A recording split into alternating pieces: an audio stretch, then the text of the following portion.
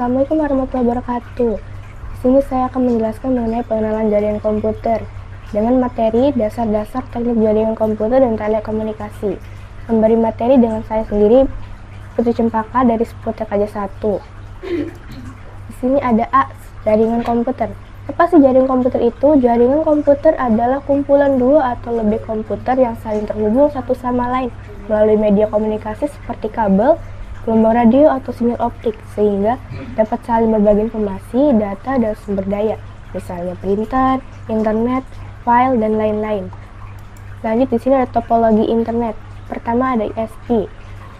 Apa sih ISP itu? ISP atau Internet Service Provider adalah suatu perusahaan yang menyediakan layanan internet. Misalnya di Indonesia ada Telkom, XL, atau lain sebagainya. ISP disalurkan melalui router. Router juga membagikan sinyalnya ke beberapa perangkat lain. Di sini ada komputer, lalu ada printer, dan ada switch. Apa sih switch itu?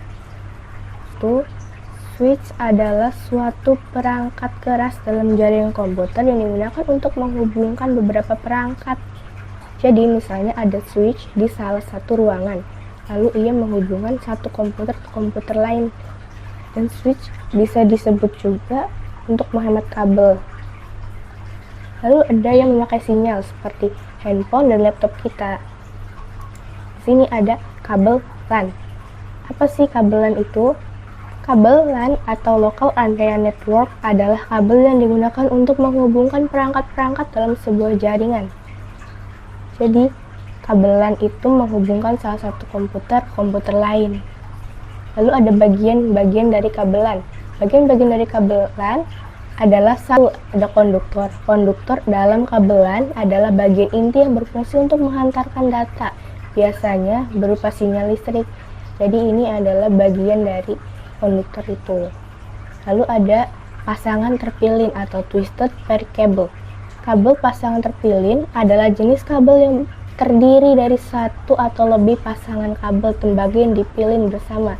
Jadi jika kita membuka bagian karet ini akan ditemukan sebuah kabel yang terlilit-lilit. Lalu 3 ada jaket pelindung atau outer jacket. Outer jacket yang mana sih? Ini outer jacket buat dari bahan isolasi seperti plastik dan berfungsi untuk melindungi bagian dalam kabel dari kerusakan fisik dan kondisi lingkungan. Lalu yang terakhir atau yang keempat ada konektor RJ45.